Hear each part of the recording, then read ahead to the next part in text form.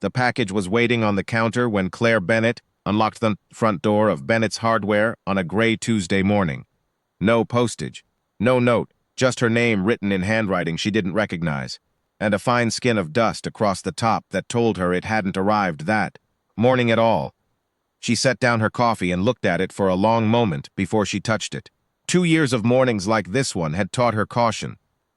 2 years since Tom had dropped dead in the storeroom with a wrench still in his hand, and the store had somehow, impossibly, kept its lights on ever since. Last night, she'd sat at the kitchen table until almost midnight with the bank statement and a stack of supplier invoices spread out under the lamp, doing the same math she did every month. The math that never quite added up to good news, and never quite added up to bad news either. The roof alone should have cost her 4 months of profit. The delivery van's transmission should have put her under for good. Instead, somehow, every time something broke at Bennett's Hardware, it simply got fixed and no bill ever followed. She'd stopped asking why a long time ago.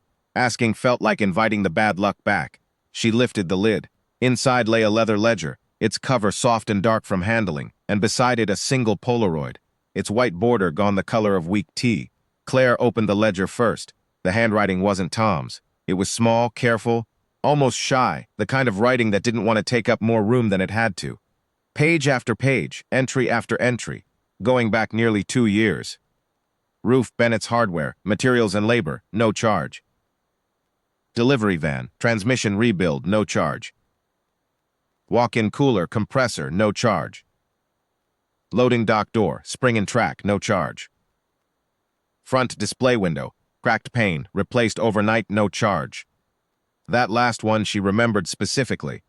A stray baseball had spiderwebbed the front window on a Friday evening, and she'd locked up dreading the cost, sure she'd be looking at it all weekend. Monday morning the glass was new, perfectly fitted, not a sliver of the old pane left on the sidewalk. She'd told herself the glass company must have made some clerical error in her favor. She'd been telling herself things like that for 2 years. Claire's hand went still on the page. She had stared at these exact repairs in her own books, the roof, the van, the cooler, and each time she'd braced for a bill that never came. She'd told herself Tom must have set something up before he died, an account, a favor owed by some old supplier. She'd called the bank twice in 2 years, hoping to find it, and both times they'd told her gently that there was nothing. No account, no arrangement, nothing paper at all, except there was, just not where she'd been looking. At the bottom of the last page, in pencil, someone had added it all up, $27,940. Underlined twice. Claire turned to the photograph. 2 young men stood outside Cedar Hollow General Hospital, squinting into the sun, shaking hands like the handshake meant something. One of them was Tom, younger, thinner, 12 or 13 years younger than the man she'd buried, but unmistakably him. The other man she had never seen in her life. She turned the photo over. ER for Mara. Don't pay it back, pay it forward. There was a date, old enough that Claire did the math twice before she believed it. She sat down on the step stool behind the register, the ledger open on her knees, and for the first time in 2 years, the question wasn't, how am I going to keep this place running? The question was, who is ER, and why has he been keeping it running for me? It took her most of the morning and one phone call to Ruth Pelham at the diner, who knew everyone and forgot nothing, to get an answer. Reyes, Ruth said, wiping down the counter without looking up. Ellie Reyes runs the garage out on Route 9, past the feed store. Good with his hands, raising that little girl of his alone. Sweet thing always got grease on her elbows from helping him. She glanced at Claire. Why? No reason, Claire said, and drove out to Route 9 before she could talk herself out of it. The garage was a Lowe's cinderblock building with 2 bays. One bay door up, a dog asleep in a patch of sun, and a hand-lettered sign that read Reyes Auto, honest work, fair price. A girl of 7 or 8 sat on an overturned bucket near the open bay, a math workbook balanced on her knees, swinging her sneakers back and forth. Hi, the girl said, looking up. Are you here about a car? I'm looking for Eli, Claire said. That's my dad. The girl turned and called into the bay, not loudly, just enough. Dad, someone's here. A man rolled out from under a pickup on a creeper, wiping his hands on a rag before he even sat up. And Claire watched something cross his face the instant he saw what she was carrying. Not surprise. Exactly. Recognition. The look of a man who'd been waiting 2 years for a knock that hadn't come, and had almost stopped expecting it. "You're Claire," he said. It wasn't a question. "You're ER." He looked down at the rag in his hands. "Yeah," he said. "I am." He didn't try to talk his way around it, and that, more than anything, was what told Claire she'd found the right man. "Sit down, if you want," he said, nodding toward a second overturned bucket. "I figured I'd have to explain this someday. Just didn't figure it'd be you finding the box." Lucy. Claire guessed, looking at the girl, who had gone very still over her workbook, ears clearly open. "She found it in my desk drawer a couple weeks back," Eli said. "I keep things I shouldn't keep." She asked about the picture. "Who's the other man? Why's his name on the back, all of it?" I told her it was complicated. She didn't think it should stay complicated. He almost smiled. "She's got her mother's patience for nonsense. Which is to say none.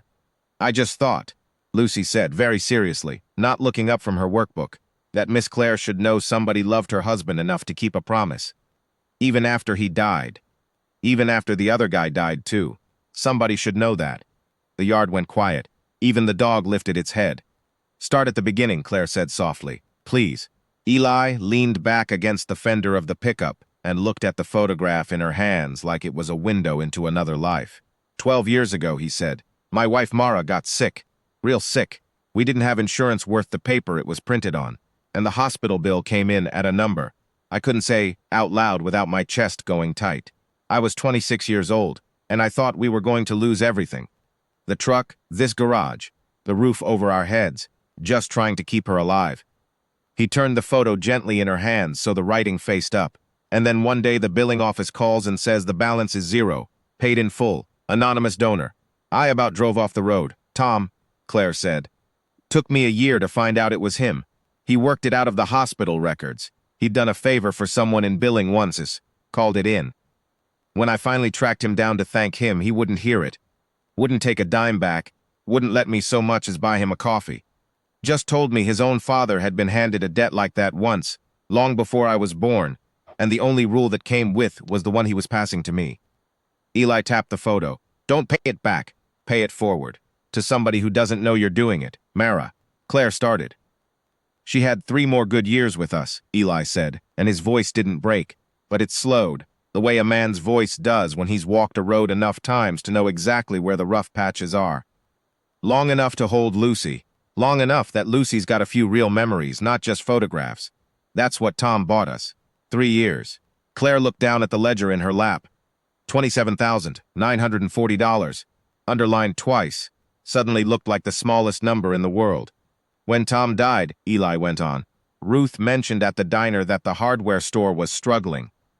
That the books didn't make sense. That you were running yourself into the ground, trying to keep his name on that sign. And I thought about that photograph in my drawer. And I thought, I know exactly what this is. So I started coming by after hours, fixed what broke, never sent a bill. He nodded toward the bay behind him. Most of it I did before the store opened, or after it closed. Town's small enough, I know roughly when your lights go off. The cooler I did on a Sunday, when I knew you'd gone to your sister's. Wasn't hard, just had to be a little careful, that's all. He shrugged again. Figured one day, either the store be steady enough that it didn't matter anymore. So somebody'd find the ledger eventually. Lucy just got there faster than I planned. Claire thought of every morning for 2 years. Unlocking the door, flipping the sign, finding the cooler humming, and the dock door swinging easy on its new spring, and feeling nothing but a small, quiet relief she'd never once thought to question. Something in her chest, tight for 2 years, loosened all at once. I'm not sorry, Lucy said, still not looking up, though her ears had gone pink. I know, baby, Eli said. I'm not either. Claire didn't say anything for a while. She sat on the overturned bucket in the gravel yard, holding a photograph of her dead husband as a young man, holding a ledger written by a stranger who had quietly carried her store on his back for 2 years. And she found that what she felt wasn't pity, and it wasn't even gratitude, not exactly. It was something closer to relief. The relief of finally understanding a kindness she'd been the recipient of all along without knowing it had a name, or a face, or a little girl who did her homework on a bucket in the sun. I want to pay you, she said finally. For real this time. Going forward at least. Let me put you on the books properly. A retainer, parts and labor, whatever's fair. Eli considered that, and nodded slowly. Going forward, yeah. Think Tom would say the debt's been paid in full a while back. What happens next can just be two businesses helping each other out, that I can take. And the ledger, Claire ran her thumb along its worn edge. I'd like to keep it, at the store. If it was always meant to find its way back to you, Eli said. That's sort of the point. Lucy finally looked up from her workbook. Does this mean I can come see the store? Dad says you've got the good kind of nails, the ones in the little drawers with the labels.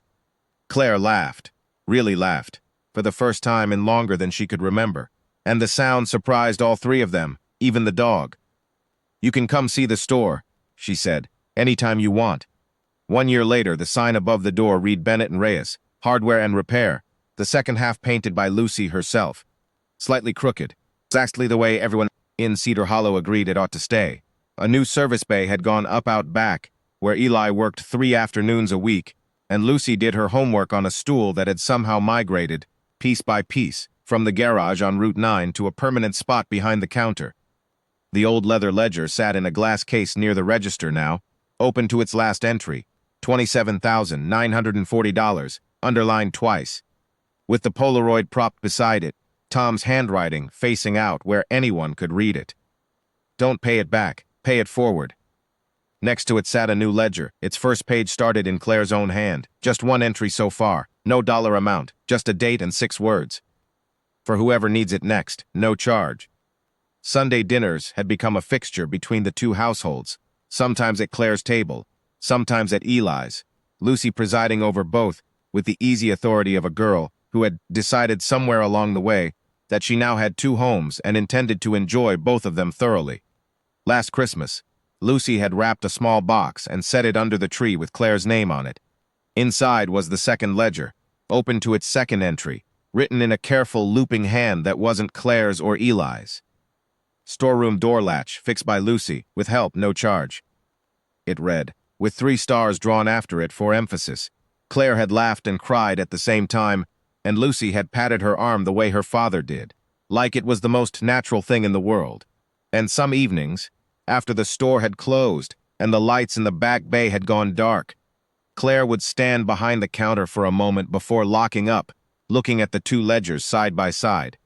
One finished, one just beginning, and think that her husband had been a quieter man than she'd ever fully understood, and that some debts, paid forward instead of back, never really finish getting paid at all. They just keep finding the next person who needs them.